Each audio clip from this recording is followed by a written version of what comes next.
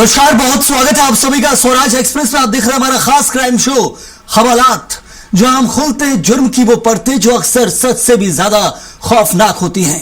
यहां हर कहानी सिर्फ वारदात नहीं, एक सबक भी होती है, क्योंकि अपराधी कितना भी शातिर क्यों ना हो, कानून के शिकंजे से बच नहीं पाता है।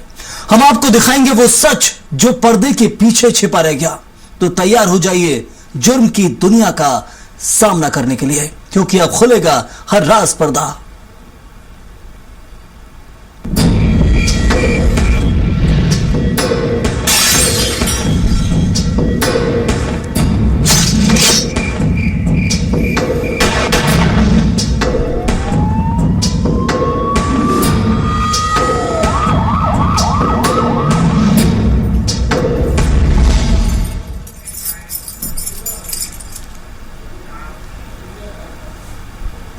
प्यार, धोखा और फिर रूह कपा देने वाली मौत। उत्तर प्रदेश के प्रतापगढ़ से एक ऐसी खबर सामने आई जिसने न सिर्फ पुलिस को चौंका दिया, बल्कि प्रेम के नाम पर विश्वास की धज्जियां उड़ा दी। एक 5 महीने की गर्भवती महिला जो अपने आने वाले बच्चे के लिए सपने बुन रही थी, उसे उसके ही प्रेमी ने मौत की नींद सुला दी, सिर्फ इसलिए कि वह शादी की जिद पर अड़ी थी। 15 मार्च को दवा लेने घर से निकली बबीता की आखिर नहर में लाश कैसे मिली? क्या था वो थप्पड़ जिसने प्रेमी को हैवान बना दिया? और कैसे एक कार की डिग्गी में छिपाकर कत्ल के राज को दफनाने की कोशिश की गई? हवालात में देखिए प्रतापगढ़ के इस सनसनीखेज हत्याकांड की एक एक परत। 18 मार्च की शाम मिश्रपुर मुस्तका गांव का पूर्व प्रधान मुस्तका गुलशन उर्फ मुन्ना अपनी बाइक लेकर घर से निकलता है। घर वालों को लगता है कि प्रधानी के किसी काम से बाहर गए हैं, लेकिन रात बीत जाती है, सुबह हो जाती है, मुस्तका वापस नहीं लौटता। मानदाता कोतवाली में गुमशुदगी दर्ज होती है। पुलिस हाथ पांव मारती है, लेकिन मुस्तका का कहीं पता नहीं चलता। 3 दिन बाद सुमेरपुर गांव की नहर में कुछ ऐसा दिखता है जिसे देख लोगों के रोंगटे खड़े हो जाते हैं। 18 बच्चों का पिता और एक खूनी हसीना। इश्क और इंतकाम का खूनी खेल। पुलिस के लिए अंधा कत्ल था, लेकिन एएसपी शैलेंद्र लाल की टीम ने जब मुस्तका के मोबाइल की कॉल डिटेल्स निकाली तो एक महिला का नंबर बार बार सामने आया। ये नंबर था सुमन गौतम का। पुलिस ने सुमन को हिरासत में लिया। पहले तो वो मुकरती रही, लेकिन जब पुलिस ने लोकेशन और कॉल टाइमिंग का जाल बिछाया तो सुमन टूट गई। मुस्तका गुलशन और सुमन के बीच लंबे समय से अवैध संबंध थे, लेकिन मुस्तका का दबाव सुमन के लिए सिरदर्द बन चुका था। 18 मार्च की रात मुस्तका सुमन के मायके पहुंचती है। वहां दोनों के बीच तीखी बहस होती है। गुस्से में पागल सुमन एक लोहे की रॉड उठाती है और मुस्तका के सिर पर ताबड़तोड़ वार कर देती है। 18 बच्चों का पिता वहीं ढेर हो जाता है। कॉल डिटेल्स ने खोला कत्ल का राज। बेनकाब हुई कातिल प्रेमिका। कत्ल तो हो गया, लेकिन अब लाश को छुपाना सबसे बड़ी चुनौती थी। सुमन ने अपने भाई अतुल गौतम और उसके साथी अरुण को बुलाया। खून से सनी लाश को एक बोरे में ठूसा गया। रात के सन्नाटे में बाइक पर उस भारी बोरे को लादकर ये लोग नहर की तरफ बढ़े। उन्हें लगा कि बहता पानी उनके गुनाहों के सबूत भी बहा ले जाएगा। सीसीटीवी फुटेजेस और लोगों से पूछताछ में यह पता लगा कि उनका मिलना जुलना सुमन देवी नाम की महिला के साथ था और अवैध संबंधों के चलते उनकी हत्या सुमन देवी, उनके भाई अतुल गौतम और उसके मित्र अरुण गौतम के द्वारा हत्या कारित कर दी गई है और शव को नहर में फेंक दिया गया है। पुलिस के द्वारा नहर से शव को बरामद कर लिया गया है और सुमन देवी की गिरफ्तारी कर ली गई है। शीघ्र ही शेष अभियुक्तों को गिरफ्तार कर पुलिस के द्वारा कठोर वैधानिक कार्रवाई की जाएगी। आज मुस्तका गुलशन की 2 बीवियां और 18 बच्चे इंसाफ की गुहार लगा रहे हैं। एक पूर्व प्रधान को रसूख, एक प्रेमिका का गुस्सा और एक लोहे की रॉड। इस त्रिकोण ने एक हंसते खेलते परिवार को जाड़ दिया।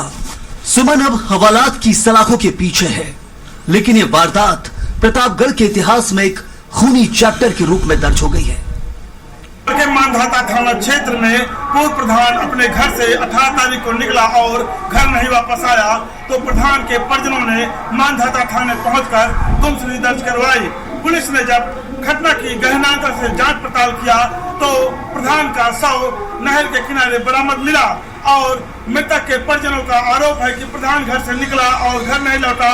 पुलिस ने मुकदमा दर्ज करके तफ्तीश किया, जांच किया तो पता चला प्रधान का और सुमन का प्रेम प्रसंग का मामला चल रहा था, इसलिए प्रेम प्रसंग के चलते हत्या की वारदात हुई है। मृतक प्रधान के परिजनों के तहरीर पर पुलिस ने प्रेमिका के भाइयों के ऊपर मुकदमा दर्ज करके उनकी तलाश कर रही है। प्रधान के हत्या के मामले से इलाके में हड़कंप मच गया है। जुर्म की दुनिया का एक ही सच है, आप सबूत मिटा सकते हैं लेकिन अपनी किस्मत नहीं। सुमन ने सोचा था कि नहर का पानी राज दफन कर देगा, लेकिन मुस्तका की लाश ने इंसाफ का रास्ता खुद ही ढूंढ लिया। इश्क में जुनून तो सुना था, लेकिन इंदौर में जो हुआ उसने सनसनी फैला दी। सोमवार की वो शाम सिंधी कॉलोनी की गली नंबर 4 और एक प्रेमी का जानलेवा तमाशा। शराब के नशे में धोते एक युवक अपनी प्रेमिका के घर पहुंचता है, विवाद होता है और फिर सीधे दूसरी मंजिल से डेथ जंप। क्या यह महज एक हादसा है या फिर प्यार में हार जाने का खौफनाक अंजाम? जूनी इंदौर पुलिस अब इस लव ड्रामे के पीछे का कड़वा सच तलाश रही है। देखिए हवालात में इंदौर के सिरफिरे आशिक की पूरी कहानी। इंदौर के जूनी थाना क्षेत्र में सोमवार देर शाम उस वक्त चीख पुकार मच गई जब एक युवक लहूलुहान हालत में बैक लेन में गिरा मिला। घायल युवक की पहचान स्वरूप मेघवाल के रूप में हुई, जो मूल रूप से खंडवा का रहने वाला है। पुलिस की शुरुआती जांच में जो कहानी सामने आई वो किसी फिल्मी थ्रिलर से कम नहीं थी। स्वरूप अपनी प्रेमिका से मिलने उसके किराए के कमरे पर पहुंचा था। युवती एक निजी अस्पताल में नर्स है और दोनों के बीच लंबे समय से प्रेम प्रसंग चल रहा था। बताया जा रहा है कि स्वरूप उस वक्त शराब के नशे में पूरी तरह धुत था। नशे में धुत प्रेमी का हाई वोल्टेज ड्रामा। प्रेमिका के घर की दूसरी मंजिल से कूदा प्रेमी। विवाद, बवाल और खौफनाक छलांग। कमरे के अंदर क्या हुआ, वो कौन सी मामूली बात थी जिस पर विवाद इतना गहरा गया कि स्वरूप ने अपनी जान की परवाह नहीं की। चश्मदीदों की माने तो दोनों के बीच जमकर कहासुनी हुई। गुस्से और नशे के कॉकटेल ने स्वरूप के दिमाग पर ऐसा असर किया कि उसने दूसरी मंजिल की बालकनी से छलांग लगा दी। स्वरूप बिल्डिंग के पीछे वाली गली में जा गिरा। खून से लथपथ स्वरूप को देख इलाके में हड़कंप मच गया। स्थानीय लोगों ने बिना वक्त गवाए उसे निजी वाहन से अस्पताल पहुंचाया, जहां उसकी हालत बेहद नाजुक बनी हुई है। जूनी इंदौर टीआई अनिल गुप्ता के मुताबिक स्वरूप पहले युवती के साथ लिव इन में रहता था। अब पुलिस हर एंगल से जांच कर रही है, क्या यह वाकई सुसाइड की कोशिश थी या बहस के दौरान कुछ और हुआ। मामूली विवाद या कोई गहरा राज। पुलिस कर रही सभी एंगल से जांच। युवती से भी पूछताछ की जा रही है ताकि उस शाम के ब्लैक बॉक्स को खोला जा सके। जांच में सामने आया कि युवक और युवती के बीच विवाद हुआ था, जिसके बाद युवक ने दूसरी मंजिल से छलांग लगा दी। युवक खंडवा का है और उसका इलाज जारी है। मामले की बारीकी से जांच की जा रही है। जूनी इंदौर पुलिस अब इस लव ट्रायंगल के हर सिरे को खंगाल रही है। क्या यह सिर्फ एक सुसाइड की कोशिश थी या फिर उस कमरे के अंदर कुछ ऐसा हुआ जिसने स्वरूप को कूदने पर मजबूर कर दिया। इश्क में समझदारी खो देना अक्सर ऐसे ही खौफनाक मोड़ों पर लाकर खड़ा कर देता है। स्वरूप अस्पताल में मौत से जंग लड़ रहा है और उसकी प्रेमिका पुलिस के सवालों के घेरे में है। इंदौर की यह घटना उन तमाम प्रेमियों के लिए सबक है जो भावनाओं के आवेग में आकर अपनी जिंदगी दांव पर लगा देते हैं।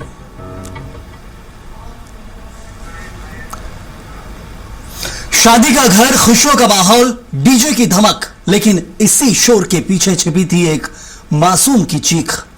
मध्य प्रदेश के रतलाम से एक ऐसी खबर आई जिसने मानवता को शर्मसार कर दिया। एक 17 साल का नाबालिग जो अपनी बहन के साथ खुशियां मनाने गई थी, वो वापस लौटी तो खफन में लिपटी थी। क्या डीजे के शोर ने एक बहन की पुकार को कानों तक पहुंचने से रोक दिया या फिर शोर का फायदा उठाकर हैवानियत का खेल खेला गया? और 4 दरिंदों ने मिलकर एक फूल जैसी बच्ची को कुचल डाला। क्या खुदकुशी का नाटक रचकर कातिलों ने कानून को ठगने की कोशिश की? आज हवालात में रतलाम की उस काली रात का पूरा सच आपको बताएंगे, जिसे सुनकर आपकी भी रूह कांप जाएगी।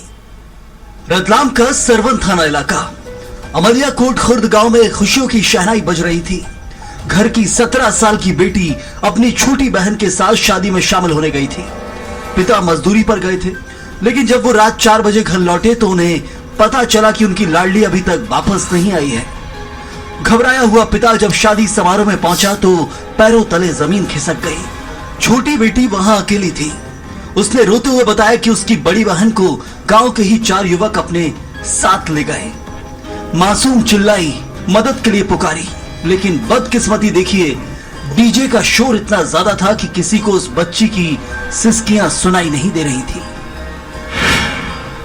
खुशियों के बीच काल का साए। डीजे के शोर में दबी मासूम की चीख। 4 नाबालिगों ने किया एक मासूम का शिकार।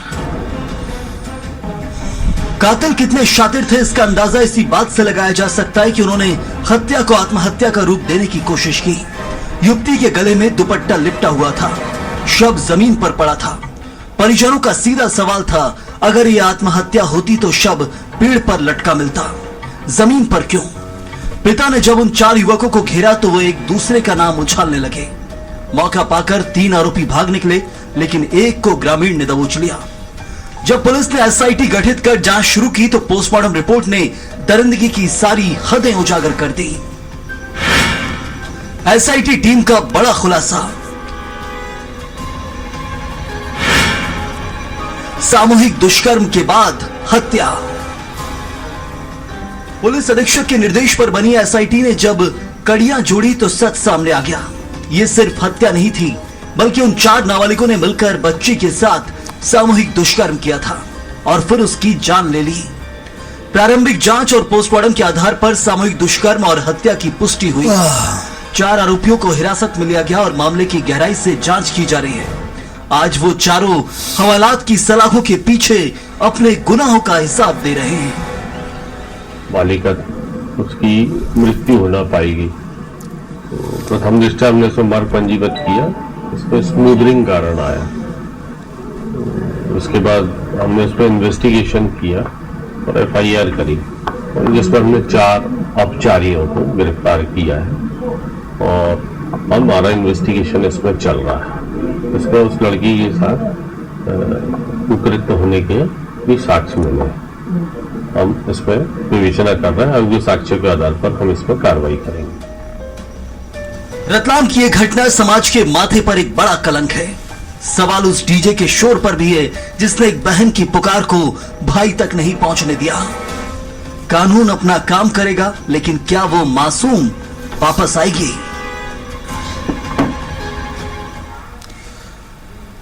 अनुशासन और धैर्य एक फौजी की पहचान होते हैं, लेकिन जब यही फौजिया अपना आपा खो दे तो अंजाम खौफनाक होता है।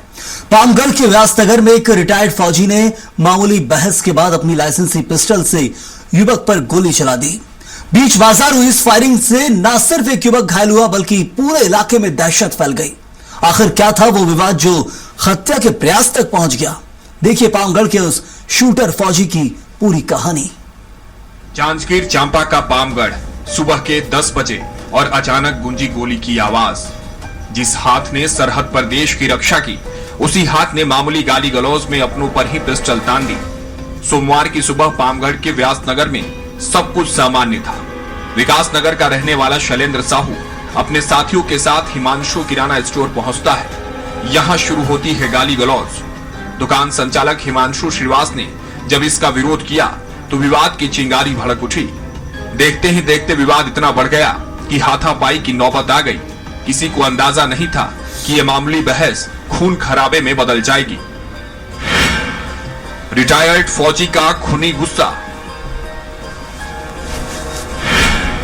गाली गलौज से शुरू हुआ विवाद।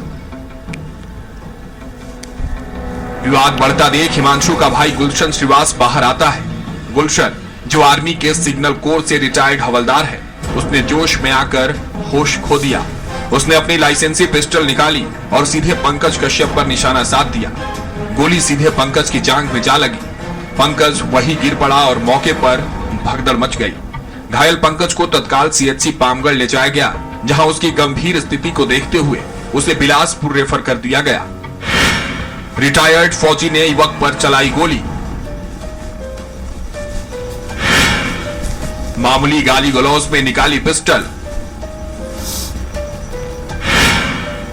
बीच बाजार चली गोली, युवक घायल।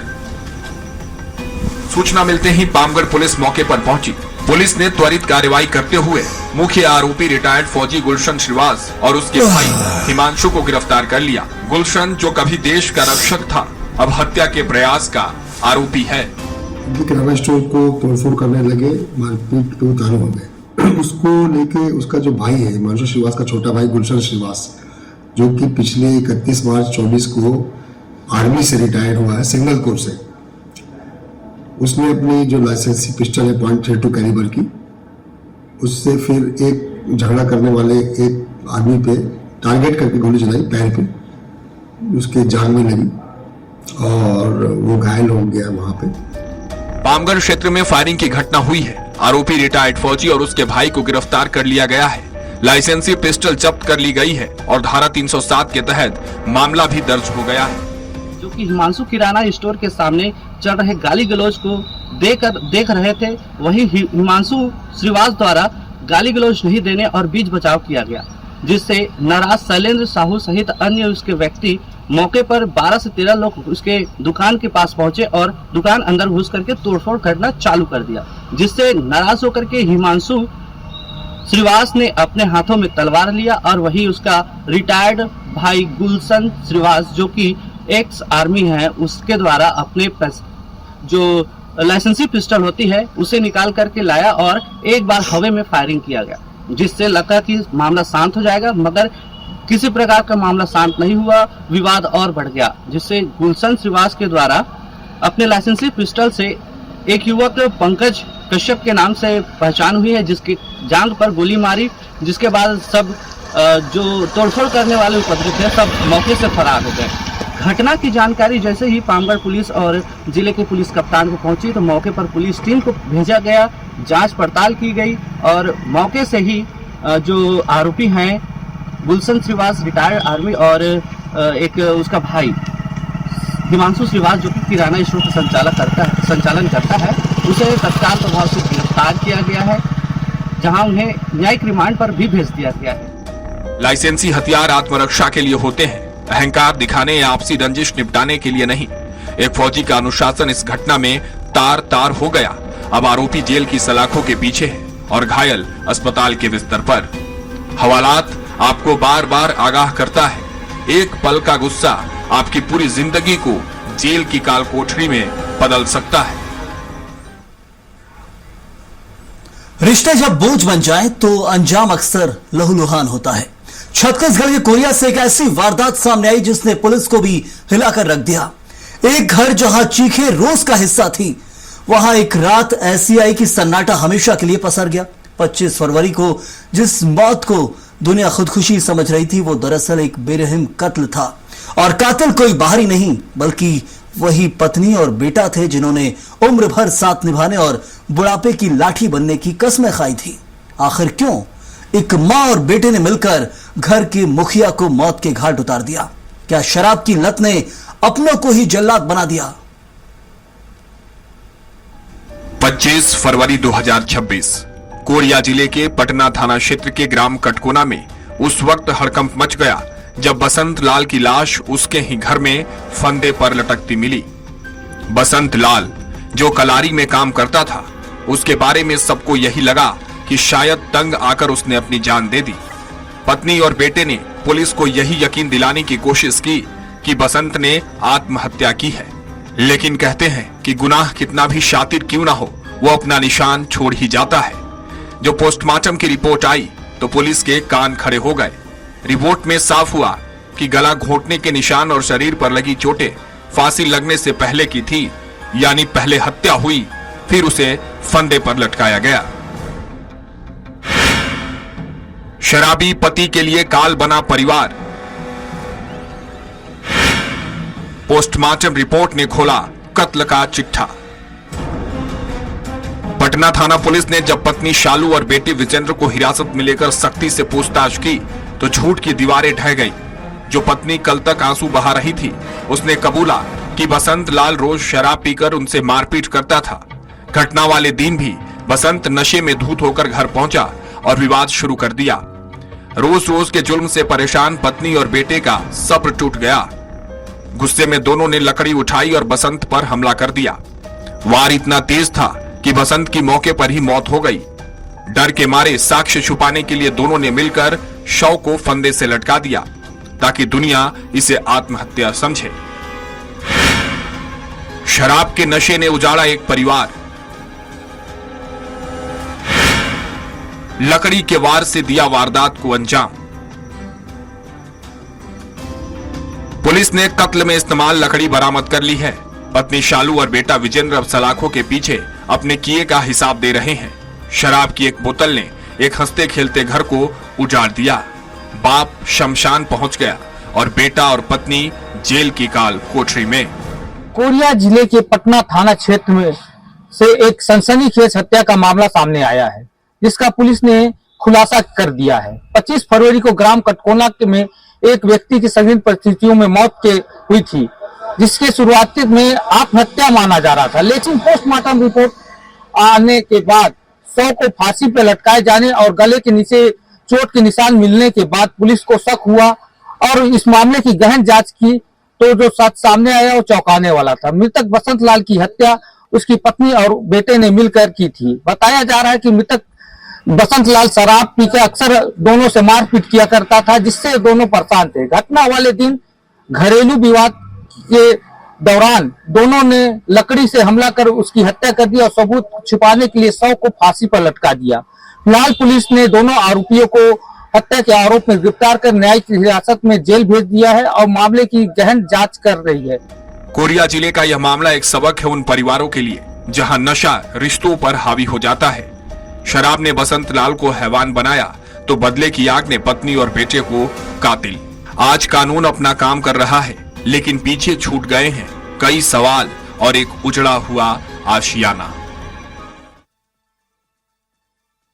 तो देखा आपने कैसे एक छोटी सी लापरवाही या एक पल का लालच जिंदगी को बर्बाद कर सकता है। याद रखिए, कानून की नजर से कुछ भी छिपा नहीं है।